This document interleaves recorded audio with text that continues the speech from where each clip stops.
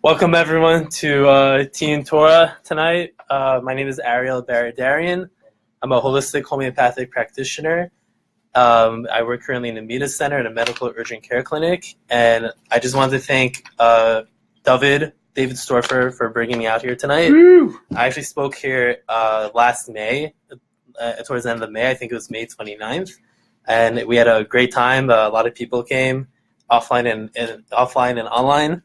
And Baruch Hashem is great. I'm excited and happy to be here tonight also. So tonight's topic, just getting underway, tonight's topic is Kosher Judaism, doing Teshuvah the holistic way. And you know, as we all know, Elul is coming up, the month of Elul, and this is when we normally we begin to do Teshuvah, begin to work on our actions. We prepare for the high holidays coming up, Rosh Hashanah, Yom Kippur. You know, it's a very auspicious time period to work on yourself and to change and improve and to grow spiritually as well. And you know, there are a few customs. There are just a few customs that we have during this time period of Elul, during the month of Elul. One is we say slichot. We add to our davening. Especially if you're Sephardi like me, you're going to be davening slichot for the next 40 days. Baruch Hashem. Get a head start. There's even in the davening too, some people add extra things. Like for example, if you look in some of the siddur in the siddur and the bracha of Hashivenu, it's actually brought down by the Kabbalists that if you daven for someone to do teshuvah, it's very powerful to feel time period and part of the davening to daven for someone to do teshuvah. I've actually seen this work myself. Like I've seen myself, I've davened for other people. I know of people that daven for other people, and it actually had a very powerful effect on them. So it's pretty legitimate. So I mean that's one thing we do. We add to our davening, tefillah, prayer. Another thing we work on is working on our midot and our character traits and our personality, which we'll get into in a little bit. Because as we all know, as important as it is to learn Torah and do mitzvot and to perform mitzvot. The main receptacle, the vessel for all of the kedusha for doing all the mitzvot and learning is from our character traits. So for example, things like getting angry, jealousy, envy, hate, even sadness, character traits like that, they can really hold down a person. So in this time period, we work on the more working on our positive midot and improving our character. We also add more tzedakah. We give more charity. We give more charity during this time, and we also add Teaneck, Torah, and our Torah learning also. It's actually a custom by Chabad from the Baal Shem Tov to add every day three extra chapters of Tehillim every day. So by doing that, you're able to finish the whole Tehillim by Rosh Hashanah, and there's also another custom that on Yom Kippur itself to finish the whole Tehillim. You read the way you do it is you read 9 chapters before Rosh Hashanah night, Erev Rosh Hashanah, 9 chapters before you go to sleep, before Yom Kippur, and so on and so forth. So by the end of the whole holidays, you're going to be finishing Tehillim, more than once, a few times. And we also add to Torah learning as well. So someone actually told me, kind of gave me a one-line summary of this whole time period, and they said it like this. They said it's this whole time period of Elul, it's the audit of our spiritual business. Mm-hmm. So just like in a business, certain that and like the winter time, whenever businesses, they do an audit of how much they made, what they're putting their money into, et cetera, et cetera. So too, like Elul, to a certain extent, is it's the audit time of our spiritual business and how well are we serving Hashem, what can we work on, what can we improve, what's working, what's not working, and this is the time period to really get on it. And the month of Elul also. I'm sure you've all heard of many different hints to the month of Elul through gematrias, numerology, or hints, things like that. Like for example, many people say Elul stands for Ani Dodi V'Dodi Li, that I'm for my beloved's for me, because it's the time of year where Hashem is closer to us in terms of doing teshuvah. It's we're able to connect Hashem on a much higher level and do teshuvah. Much better in that way. I also saw in the Shlah HaKadosh, for those who don't know, the Shlah his name is Rabbi Yitzchak Horowitz. He was an Ashkenazi Kabbalist from the 1600s, and he writes that Elul, which by the way Elul is Aleph Lamed Vav Lamed, it's hinted in another verse in the Torah. So in the Tanakh, in the book of Amos, it says, "When the lion roars, who is not afraid? Are mi yishag, mi lo yira." When the lion roars, who's not afraid? So he says, if you look at the word lion, which is Aryeh in Hebrew, Aryeh is Aleph Resh Yud Hey. Aryeh stands for the 4 holidays that are the 4 aspects of this time period that are major parts of our judgment and doing Teshuvah and things like that. So Aryeh stands for Aleph is Elul, Resh is Rosh Hashanah, Yud is Yom Kippur, and Hey is Hoshana Rabbah, because Hoshana Rabbah is the seal to this whole entire 40-day period plus of when Hashem judges us and we do Teshuvah and we get closer to Hashem. So just very interesting thought I just wanted to throw out there. And how does this relate? Because Hashem represents a lion. One aspect that we see of Hashem is so to speak, like a lion. Just as when a lion roars, people get afraid, they recoil back, they get nervous. So too, when it's the time of Elul, the high holidays are here, it's Hashem, so to speak, he makes his presence more known, and people are able to a certain extent feel it, tap into it, they're able to connect to Hashem in that respect, and that's why during this time period, there's this energy of doing Teshuvah, getting closer to Hashem, it's more important in this time period than other times of the year. And also there's another idea brought down in Chassidut, and especially in Chabad philosophy, of this concept of Hamelech Basadeh, the king is in the field. That throughout the year, anyone can connect. You can connect to Hashem anytime. You can get closer to Hashem anytime. But the Hasidic masters wrote that during the month of Elul, it's comparable to a king. A king is usually in his palace throughout the year, but there's usually one time of the year where the king comes out and he goes out to his countrymen. He goes out to the regular people. And he meets them, he greets them, he tries to establish a more closer relationship with them in order to build and strengthen his relationship with them. So too in the same parable, Hashem, he's like the king. We know he's there throughout the year, but in Elul, so to speak, the king is in the field. Hashem is in the field. Hashem creates a reality where we're able to get closer to Hashem much more so than other times of the year. And because of that, there's even stronger power this time of year to do Teshuvah and to correct ourselves. It even goes so far that during the 10 days between Rosh Hashanah and Yom Kippur, where this idea is even more stronger, it's even more profound. So Arizal writes, the Kabbalists write, that it's very possible for a person each of those 10 days to rectify all the mistakes and sins and avirot and negativity that he created for corresponding each day of the week. So for example, on the Sunday of the 10 days, if you're able to do Teshuvah properly, you can fix all the Sundays of the year that you messed up on. A Monday to Tuesday, Wednesday, Thursday, Friday, Shabbat, every single day by doing slichot, by learning Torah, doing mitzvot, doing the things you need to do to work on yourself. And every day Tehillim? Tehillim especially is very powerful. Yeah. That's 10 days. Exactly. Especially use the Farsi Tehillim, it's even doubled.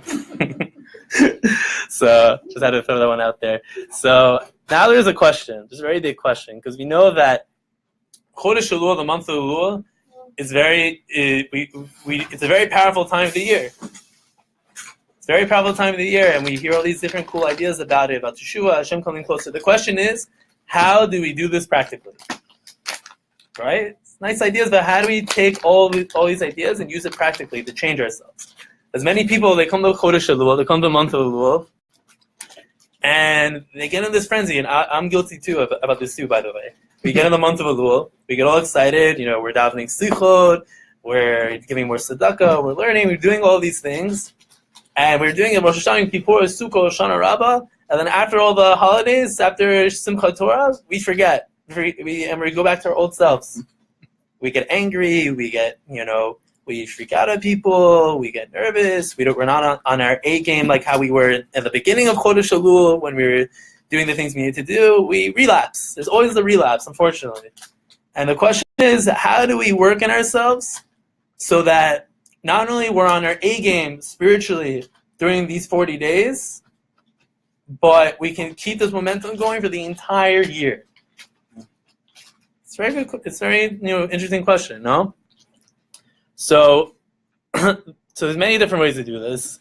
If you look in the Rambam writes that in general how to do Teshuvah. What does he say? He gives the 4-step plan. They call this the Rambam's 4-step plan. Many people, many doctors, psychologists, nutritionists have these 10-step plans of losing weight or to get rid of anxiety. The Rambam was, the best of the best in all these things. Even the doctors, they use all of his books for nutrition and health and diet and things like that. And he says, this is how you do it. There's 4 steps. The first step is recognizing and realizing what you did wrong. That's the first step. So a person, for example, he ate a cheeseburger, non-kosher cheeseburger. He has to recognize I ate the cheeseburger. The second step is verbally confessing it. When you verbally confess, you admit that you did it in speech, it makes it more real. It makes it more of a reality. The Rambam says that's the second step you have to do because that makes it more, it brings it closer to home for the person. It's one thing to think in your head, but it's in your thoughts, just to realize it. It's another thing to say it. Speech has a lot of power. It's maybe in another class, another time we'll talk about it more. The third step is to resolve, do vidui. Vidui is the next part of the confession. It's, you're verbally stating that I did this, I made this mistake, and I don't, you basically you're apologizing to Hashem. You're doing Teshuvah. You're doing action Teshuvah. We say Tachanun every day. Hashem v'ganu v'zanu. But that's the next step. Taking action. And then the fourth step is the resolve never to do it again. Once you go into all 3 of these steps and you started cleaning the schmutz out of your system with eating the cheeseburger, as an example, then the resolve not to eat the cheeseburger again. The resolve not to do it again. And it can be with anything also. So that's the Rambam's plan. But at the same time, the question is, how do we really do this in a way where it's getting to the core of what needs to be fixed? And because by getting to the core of the problem for whatever it is that we have, whether spiritually or morally or character-wise or whatever, that's really how we're going to fix it. So how do we do that? So, as I said earlier, I practice as a homeopath. And this is going to be part of the answer, right? I practice as a homeopath, and when I work with people with different mental, emotional, physical issues, when I work with them, I always notice that it's not that they have a problem and it's like an outer, superficial problem, whatever it is, it could be physical or whatever.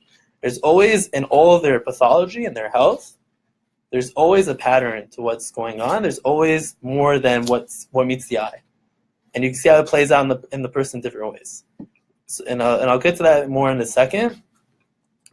But I want to go through 3 ideas, very short, easy ideas that I believe can also help in this. Also help in this process.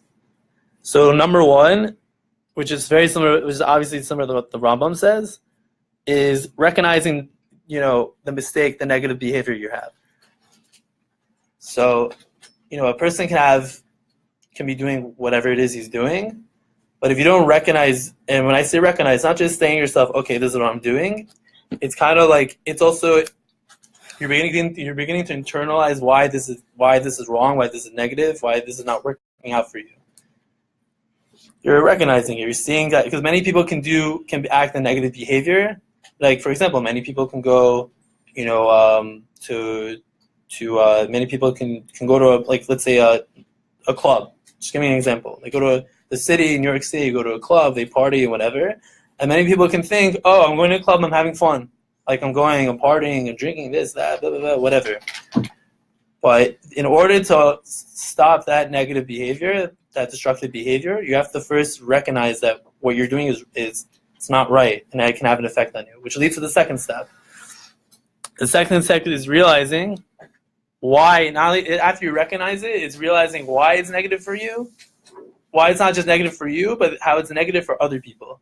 For some people, even if they realize that something's negative, but if they say that it's negative for themselves, it's very easy to brush it off. They may say, whatever, I don't care, it affects me, I can deal with it.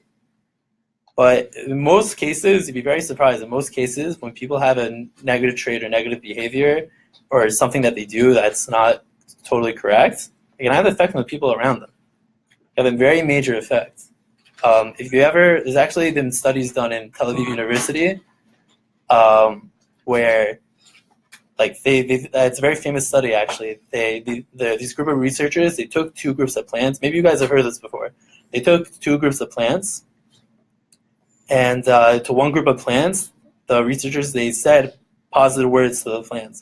You're good, you're amazing, you're so awesome, we like you, very, very positive words.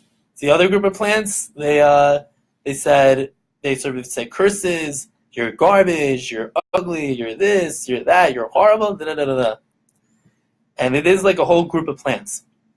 What happened after a couple months, I think it was a month or two afterwards, the plants that were getting all the blessings, positive words, all the good feedback, positivity, and then both plants, they didn't have sunshine, no water, they both grew and were in the same exact environment, the same atmosphere, but everything was the same. The construct was the same exact setup for both sets of plants.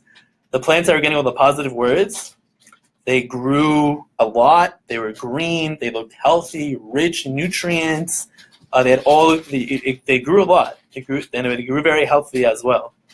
You don't need organic or non-GMO, that was enough. Sprouted on its own. Whoa, so much you don't need farmer's market, nothing. Boom. Actually, it's very funny, by the way. In my house, we actually we have a room I have a room at Shabbat. I usually go in and learn with my family. We learn Torah, or we read Teaneck, or whatever it is. It happened sometimes we had one or two plants in the house, and when these plants first came in the house, they're small, whatever, they're semi-dying plants, nothing crazy, just whatever plant in the background, just with leaves. I think after a few times it happened after 2-3 months, we've learned Torah in that room. These plants started growing, green, started looking nice. Eventually it got so big we had to move it out of the room, and then they eventually shriveled again after a couple of weeks. Oh. So they were in the room we were in. So you see and it can be it's not just negative, for positive too. Your words, your actions, your speech, your thoughts, they don't just affect you, they can affect the people around you as well. It creates an aura, it creates an energy that it can be felt by others. Some people, even they're very energetically or spiritually sensitive, they can feel it off other people too, which is another very interesting thing to look into. So that's step number 2. It's recognizing why it's negative for us and for others. Step number 3, I think, in my opinion, this is the most important. This may be the most important one of the night, because not many of us are conscious about it. It's once you go through these 2 steps, it's to track how this action behavior patterns out, not only in your current stage of life, but in your other stages of life as well. Many times we have negative behaviors. We recognize that, we realize why it's bad, but we don't see how we don't see it in the bigger picture as well. It's actually very interesting also, because in the Zohar, it actually does talk about health in some places and pathology. And one place of the Zohar, you're gonna like this. I may have told you this before actually. The Zohar talks about how if a person has, I'll give you an example. Let's say a person, when he's a child, he underwent some sort of childhood trauma. It could be, God forbid, his parents got divorced, or he was beat up, or whatever it is. He went through some sort of trauma and it affected him. So let's say that child, he wasn't able to overcome that trauma or go through it or get past it and work and overcome it. Could be the next part in his teenage years. You can have another set of issues related to it. Could be issues with relationships or dating or whatever it is. The next part of this, and if that doesn't get resolved, the idea is basically what the Zohar is trying to say is, if you have an issue in one part of your life and you're not able to resolve it in whatever way possible, then Hashem will bring back that issue, that obstacle, that conflict in the next part of your life in a different but related way. So one part of your life can be issues with childhood trauma, and if that doesn't get resolved, it can result, for example, in issues as a teen, or it can in your next part of life resolve in relationships, or with your wife or with work, and it can go on and on and on in your 30s or 40s or whatever it is until you're able to work on it and fix and overcome it. And it's not that this reality isn't here because Hashem's trying to bully you or Hashem is playing games or whatever. It's we have these. Many people have these challenges and these obstacles, and these are for infinite amount of reasons a person has to deal with it, and it's there in order for a person to work on himself, become closer to Hashem, and become a more refined human being. Because part of the whole plan of creation Hashem made for us is that we have to work. Is that if we work on ourselves to reach that goal, it's a lot more meaningful, more significant than just getting it for free. Hashem created the world in a way where things are created imperfect, and it's there so we can make it perfect. So we can bring Hashem into the world, and it becomes more real and significant and important as well. So on the point that you were just mentioning, it comes about that when people daven for Hashem to help them work on a character trait or overcome something of that sort, what usually happens is Hashem creates a situation that will test them in that exact area. So if someone's saying, please help me guard my eyes, you're going to say, okay, right after davening, he's going to walk out and see a beautiful woman across the street. Because Hashem's like, okay, now work on it. That's literally how it's going to happen. And it's not some magical thing that, okay, if I just ask God to do it, then all of a sudden I'm not going to have to worry about my eyes anymore. It's more in the same way, if someone's completely rich and they just give their child everything, then chas v'shalom, if the money ever goes away, that child's completely helpless. They have no skills. They have no way to work in the world. They have no concept of what it means to take care of any of their own needs. On the other hand, if they were to give the money a child a certain challenge and a reward for that, an incentive for that, then it's building them up so that if anything happens, they'll always have that skill set to be stronger if it ever happens again. So in the same way, when we have that pattern repeating itself when we ask for help, it will come about in a very obvious way so that we can recognize it. So instead of being okay, I'm trying to work on guarding my eyes, it's going to be very obvious that it's going to be my eyes that are going to be the thing. I'm going to know for sure that's what the test is, and that's how Hashem makes us aware of it so that we can work on it, as opposed to just kind of getting, a help up with it. Instead of getting what's the word? A spotter in the gym. Yeah. Instead of that, it's more pointing out while you're doing that lift exactly why it's being lifted incorrectly so you can go strength in that spot. Exactly. You have it on the money. That's exactly why that's exactly why people go through obstacles and issues, and even more so after they do Teshuvah, they do repentance, and after they overcome whatever challenges they had. I'll actually give you a perfect example of this. I have a very close friend of mine who he actually told me this story. In high school, he was the type of person that he wasn't religious, and at a certain point by the end of his high school years, he started becoming Baal Teshuvah. He started becoming more religious bit by bit by bit, and by his senior year, he was really getting into it. Around that time, in high school, he used to date a lot of girls. He used to go out with girls and whatever, have fun and stuff like that.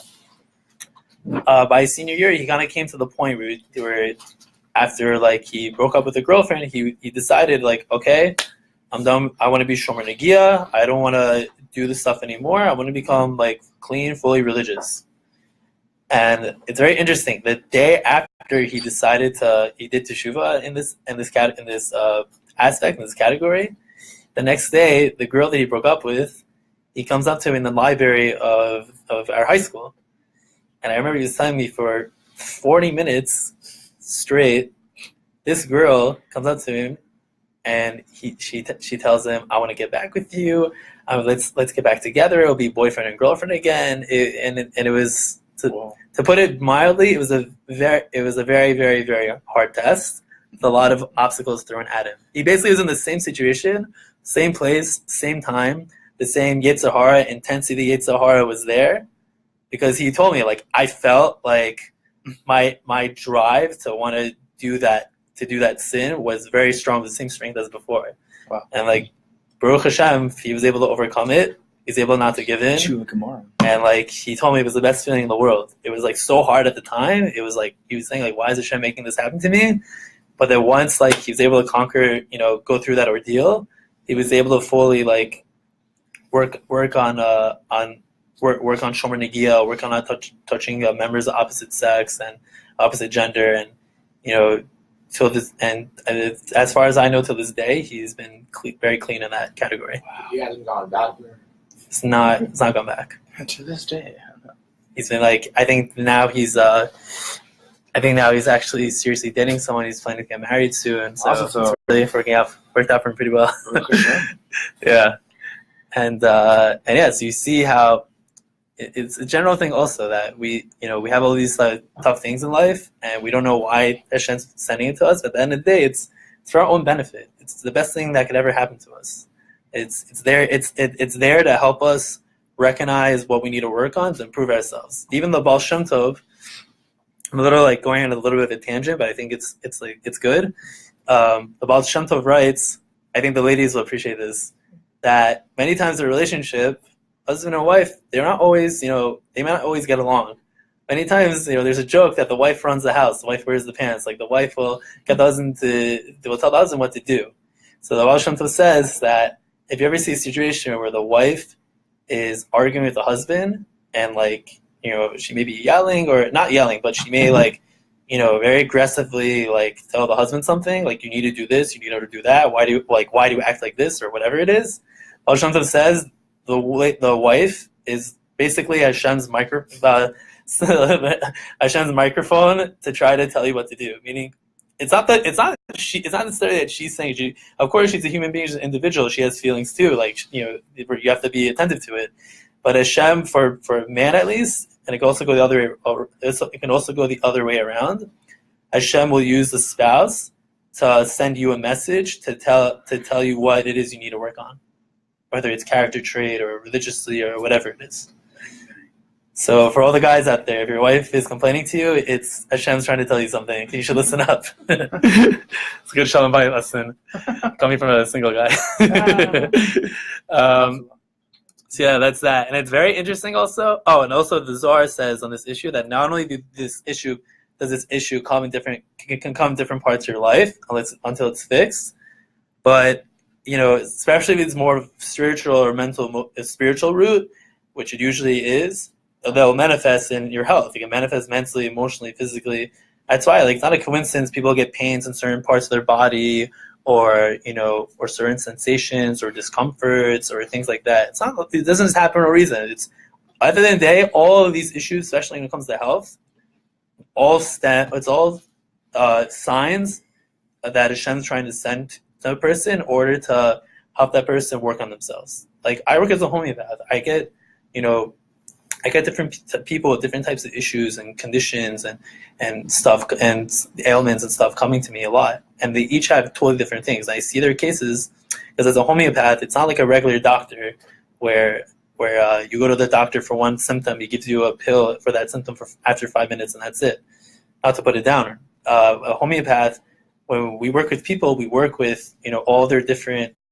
We try to treat people. We don't treat the disease.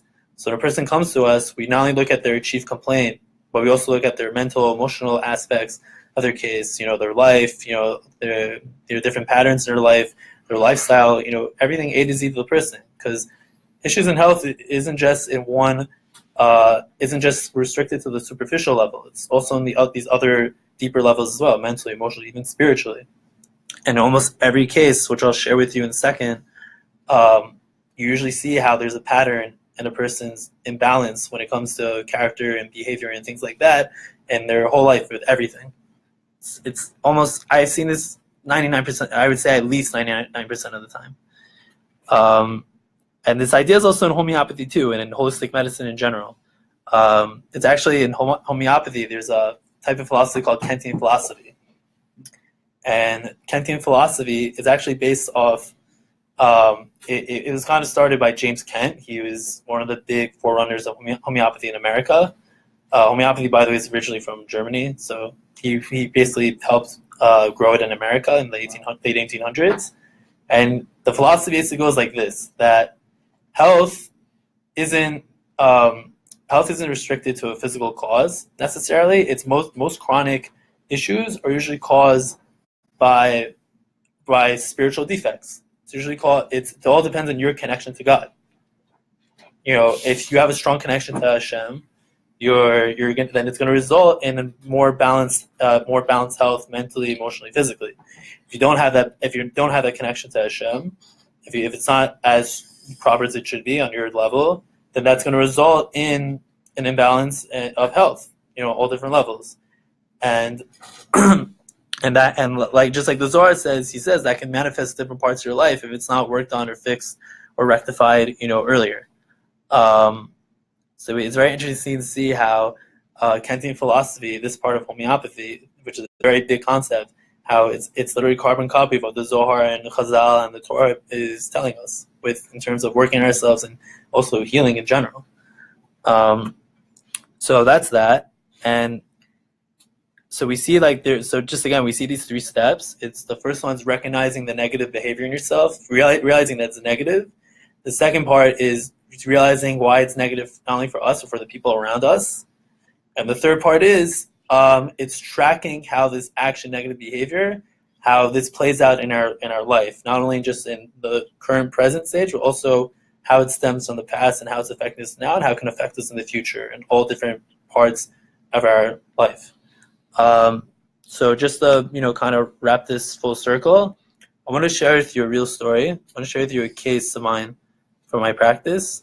I'm going to keep the person's name anonymous, obviously for confidential reasons, but it brings out this concept of how the way to change your behavior and your character, how you can do it more permanently, more for a longer period of time, is kind of recognizing these steps, kind of going through these steps.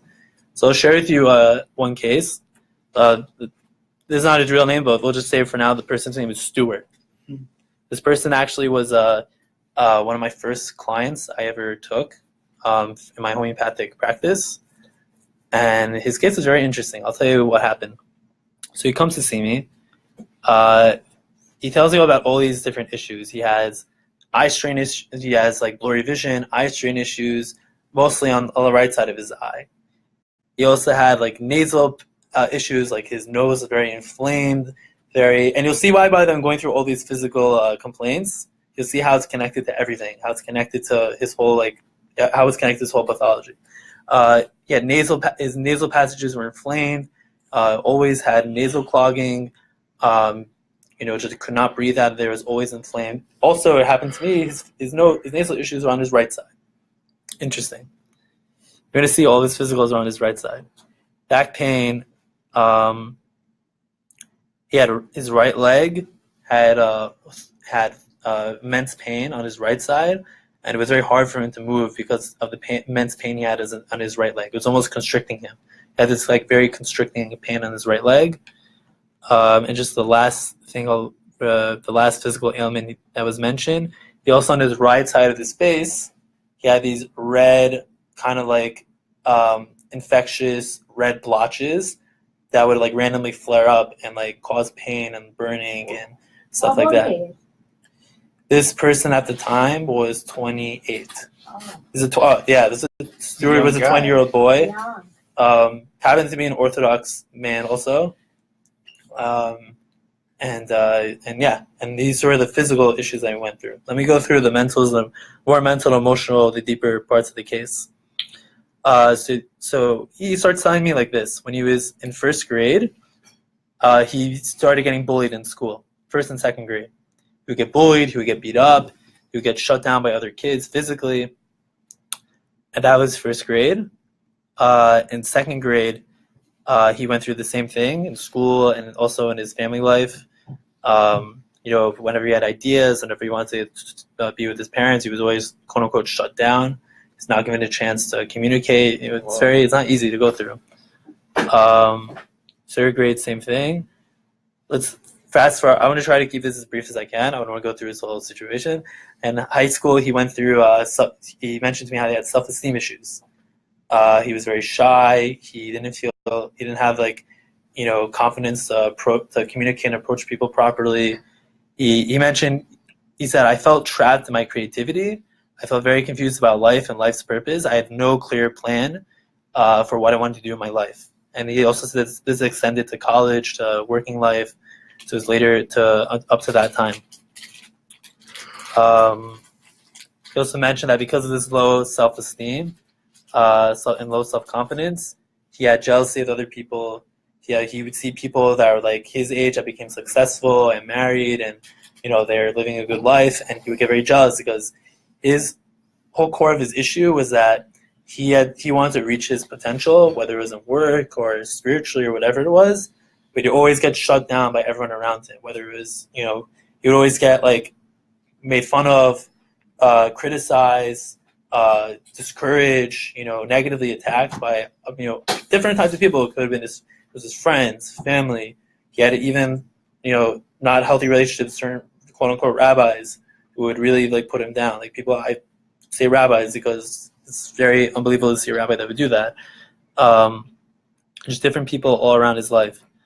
At a certain age, around when he started going through all these issues, started to peak in his 20s, and he happened to injure his right knee and had to get surgery on his right knee. What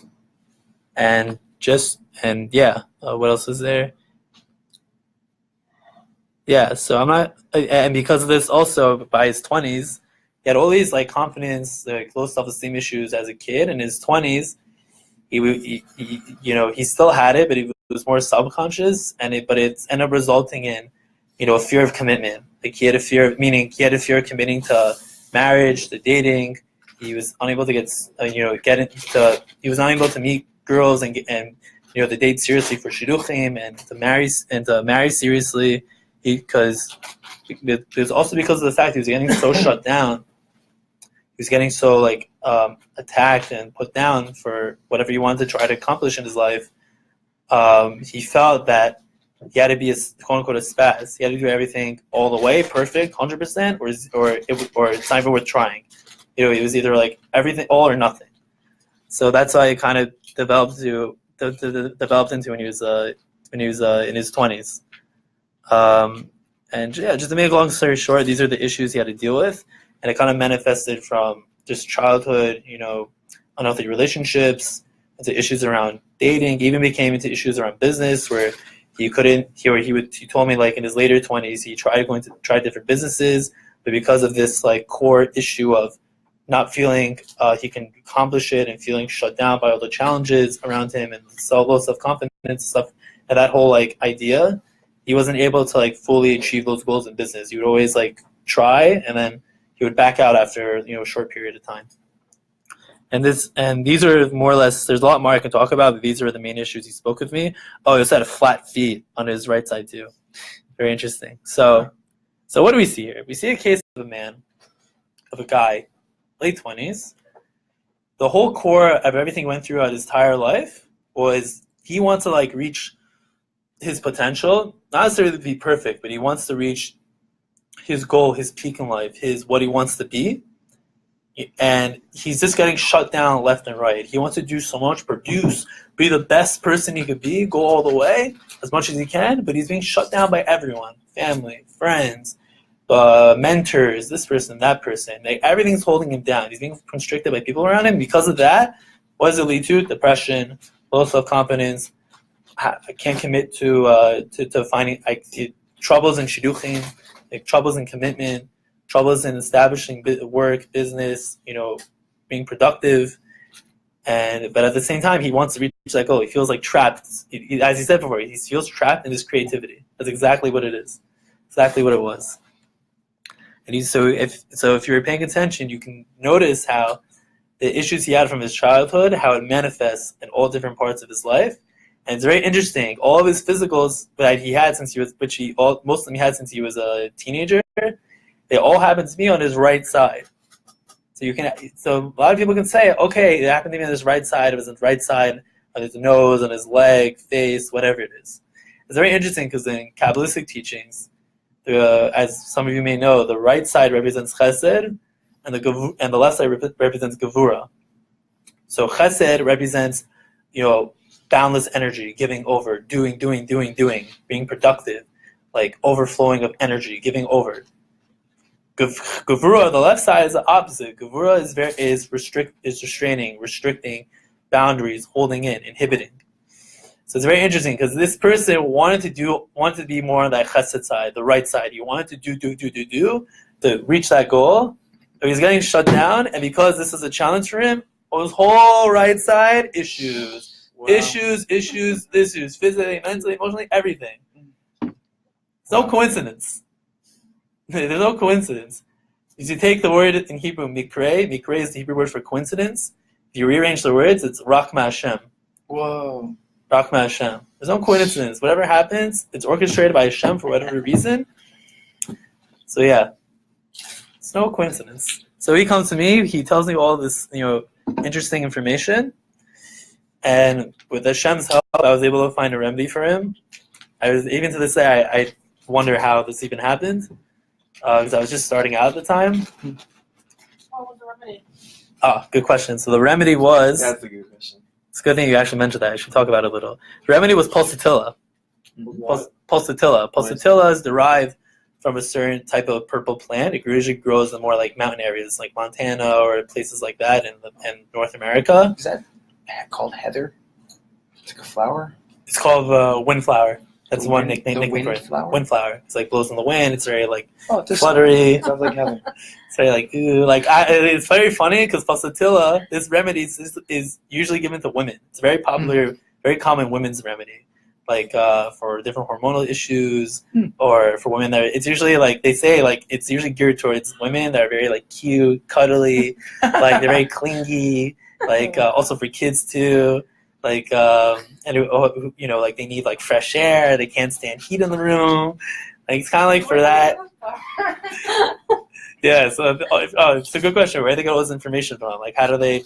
So in homeopathy, we have what's called provings. Provings are basically, to make a long story short, they're experimentations where they make a remedy from a certain substance, whether plant, mineral, herb, animal, or whatever it is. So you can make remedies from anything and everything. And they converted the substance into a homeopathic remedy, which has the energetic imprint of that original substance. And what happens is there's a group of homeopaths or people, whoever, they take the remedy at certain potency, and they observe like what effect the remedy has on them. And how it affects them mentally, emotionally, physically, what happens when they sleep, dreams, fears, in every possible way. To make a long story short, whatever information is collected, whatever common information everyone has is collected, they take that, and that's how we know what the remedy does to them. It's also based on clinical experience, of other factors as well, but that's the main way to figure it out. Can I ask you something? Yeah. So what's the sign I have all the pain in my left side? So what if it's the opposite? I mean, I've never taken your case before, but usually the left side is, as we said, it's gevura. It's energy that's inhibiting. So it could be. I'm just throwing it out there. I don't know. So don't take my word for it. Yeah. But it could be that when a person has physical ailments on his all of them on his left side, it could be that he's having an issue around trying to hold in energy or hold in. He or she is supposed to inhibit certain aspects of him or herself, but it's not being done in the proper way, and because of that can manifest in physical ailments. Okay, what's the remedy? Depends on the person. It's like shidduchim. It's like homeopathy is like, I want to say this. I should have mentioned at the beginning. Homeopathy is like shidduchim. It's like matchmaking. So the same way you have a matchmaker who they has to match the right guy to the right girl based off common interests, life goals, religious levels, all these different factors. So in homeopathy, we have thousands of remedies, but the goal is to match the right remedy to the right person. You have 10 remedies for eczema, burping, depression, whatever it is. You have 10 people with a condition, but those 10 people most likely get 10 different remedies because each person gets a remedy that's geared tailored towards them. Just like everyone has their own zivug, their own shidduch, their own soulmate, so too everyone in homeopathy has their own remedy, geared fit towards them. So here, this remedy I gave him was geared fit towards him and all his ailments and all his symptoms, and what's basically asking to be healed, because he kind of had this he had all this masculine energy that needed to come out in a productive way, but it wasn't coming out correctly, and it ended up becoming the opposite, ended up not becoming that, and that's basically why he's getting all these issues in a nutshell. So I gave him Pulsatilla at a low potency 60, which is a very low potency, and he was taking it daily. I talk to them a week later. Usually when I give remedies to clients, I usually do a follow-up 4 to 6 weeks after they take their remedy. And in between that time period, I usually check in and see how they're doing. Just a quick 5-minute check-in. I check with them 2 weeks later. Stuart tells me, he's like, word for word, I'm quoting him, bro. He did say bro. He's like, bro, I feel like Superman. What happened? All of his right side stuff started going away. He wasn't perfect, but it was like his nose was clearing up, his color in his face was starting to disappear. His right leg was able to move more properly. His hip was better. Flat feet was getting better. He was able to walk normally, and he started feeling more confident, more energized, more pumped. It was in his mode. I can do this. He wanted to be productive. He's getting more productive. He was getting things done. As a matter of fact, he was actually getting into a new business at that time. Whoa. Which Baruch Hashem, he's actually starting to do very well in, and it's going well for him. Wow. So this is just 2 weeks in, which is usually changes are very subtle. It's not always that noticeable. Like everyone goes through different experiences. I'm not exaggerating when I say this. I checked in with him a few times in the past, and several months afterwards. So maybe up to a year afterwards, he was doing better and better to the point that he didn't have these issues anymore. And he was reaching that state of being that he always wanted to reach since he was a kid. Wow. I never had to see him again. I never had to treat him again. So we see that. Did he write you a testimonial? Actually, he did. If you want Thank to see God. it. No, I'm saying good. That's like, yeah. Wow. Yeah, of course. Like, yeah, but it was really like even I was shocked because usually in homeopathy, usually medicine in general, nothing. There's no miracle pill. There's no miracle cure. Everything, whatever you do, it takes time. Healing is a process. It takes time. It's step by step. It's done in a way where when it's done correctly, it takes time, but it'll work permanently. It can really help you in all different ways. This was just unbelievable because he recognized these 3 steps. He went through these 3 steps. 1, he was able to recognize what was negative behavior. And by the way, the remedy I gave him, it's not that the remedy cured him. The remedy didn't do anything. The whole point of a homeopathic remedy is to work, like we all have what's called a vital force. In Judaism, we call it neshama. The Chinese call it the chi. Exactly, chi. Every tradition has a different name for it. Chayas, exactly. We call it a vital. In homeopathy, they call it a vital force. It's your body's energy, and when this energy is balanced, you're healthy. When it's imbalanced, a person's not healthy. So the goal of the homeopathic remedy is, it so to speak, when it's the right remedy, it turns on the switch in your body in order for your body's energy to do the healing you need to do on all different levels, spiritually, mentally, emotionally, which results physically. That's happened to this person. This person was able to get this homeopathic boost, if you want to say, and it gave him the kishkas, gave him the energy, gave him the boost he needed to do the work on his own. At the end of the day, if you can only help yourself if you want to help yourself. If you don't want to help yourself, nothing's going to help you. Not homeopathy, not Western medicine, not Chinese medicine, nothing. Right, Mash? Exactly. Bang, bang. Bang, bang. Exactly. Bang, bang. You can't bang, bang unless you go for it, Whatever it means. So, that's that. And,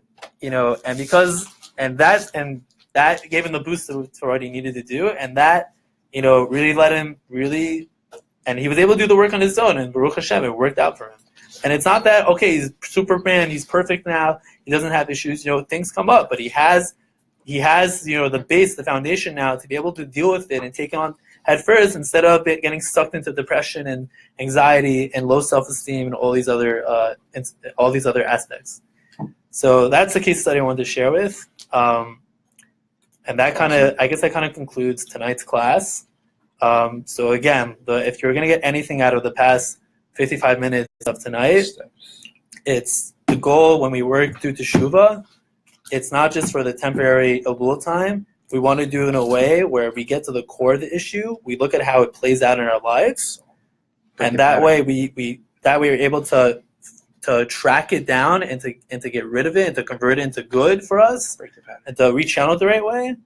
So that way, instead of being in a Elul frenzy, a high in Elul, we're able to work and improve throughout the entire year. And in B'ezrat Hashem, in Zuchut of this, we should rise higher and higher to serving Hashem and our Torah learning, our mitzvot. And in Zuchut of this, Mashiach should come ASAP. Amen. Thank you, everyone, for coming tonight. It was a pleasure to speak, and I hope everyone's a good night and a Shabbat Shalom. Questions, comments, thoughts, opinions? All right.